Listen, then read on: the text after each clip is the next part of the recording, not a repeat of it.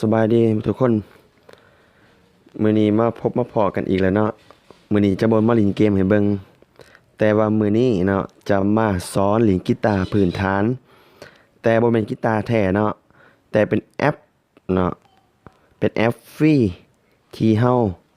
สามารถใช้เรียนเล่นกีตาร์ได้เนาะสำหรับมือใหม่ที่หาก่อฮัดหรือว่าหาก่อเรียนอยากลองเล่นกีตาร์แต่ว่ายังบ่ทันมีงบประมาณยังบ่ทันมีเงินไปซื้อกีตาร์สดมาเล่นเนาะ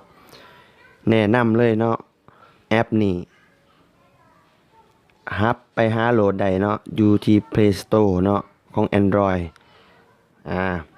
ถือว่าแอปนี้เนาะช่วยได้หลายสำหรับมือใหม่อยากเรียนเล่นกีตาร์เป็นต้นเกี่ยวกับการหูคอร์ดเนาะการปัดกีตาร์เพราะว่ามือใหม่นี่ต้องพบปัญหาแน่นอนเกี่ยวกับการกำคอร์ดแล้วสายกีตาร์มันบอดเนาะมันเสียงบ่ดังหรือว่าการปัดกีตาร์ยังบ่ฮู้จังหวะ แต่แอปนี้ช่วยพวกเจ้าได้เนาะเกี่ยวกับให้เจ้าฮู้คอร์ดกีตาร์พื้นฐานและก็วิธีเฮาอยากลองปัดกีตาร์ให้มันเข้ากับทำนองเพลงและวันนี้เฮาจะมาเรียนรู้เนาะเข้าสู่แอปตัวนี้เลยมาเบิ่งการตั้งค่าของเฮาเลยเนาะอันทำอิฐเนาะนี่เกี่ยวกับโหมดเนาะมันจะมีเป็นเกี่ยวกับการเรียนรู้เกี่ยวกับการคอร์ดนี่และการสไตล์การเล่นเนาะแต่เฮาจะไม่เลือกตัวนี้เพราะว่ามันจะมีบีบคอร์ดแล้วก็ต่อยไปพร้อมเนาะนะและอันที่สองเนาะเกี่ยวกับการตั้งค่าใหญ่ตัวนี้ก็สำคัญอีกอันหนึงเนาะมันจะมีสไตล์กีตาร์ให้เฮาเลือกเล่นเนาะเดี๋ยวไปฟังเสียงกันก่อน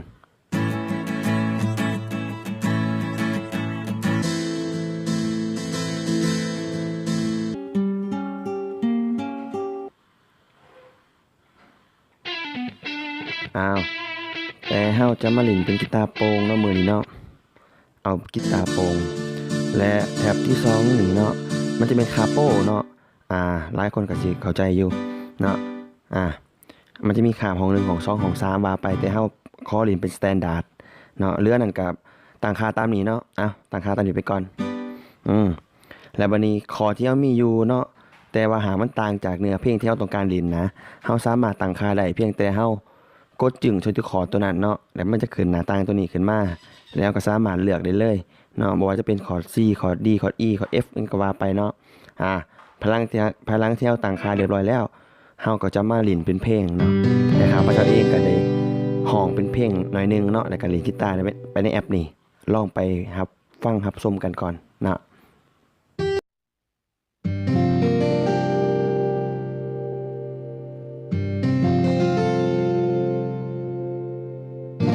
ที่อายทักหาอยากให้เจ้าฮู้ว่าอายคิดฮอดเจ้าหลายมันเป็นความสุขทางใจของผู้ชายบ้านๆคนนี้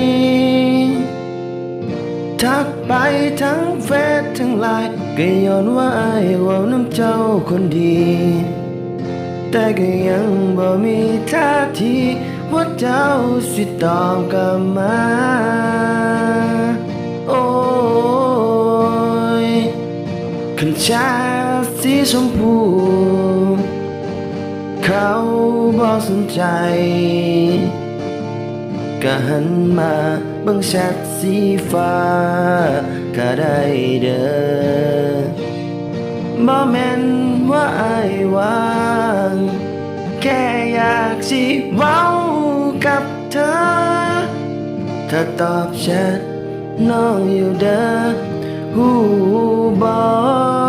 รำคาญก็บอกกันเด้อสิบ่สะไปทักเจ้าอีกฮู้อยู่ว่าบ่มีสิทธิ์มันผิดตั้งแต่พักแล้วล่ะหงุดหงิดก็บอกกันด้วยหนหวยก็บอกกันมาสิบ่ทักไปหาคันเจ้าบ่อยากเว้านำโอ้โอ้ยเพื่อให้เจ้าสบายใจ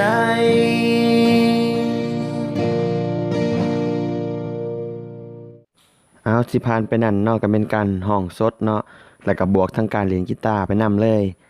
ถ้าว่าหมู่เพื่อนผู้ใดหากสนใจหรืออยากให้แนะนำจุดใดก็คอมเมนต์บอกได้เนาะหรือว่าหมู่เพื่อนผู้ใดหาก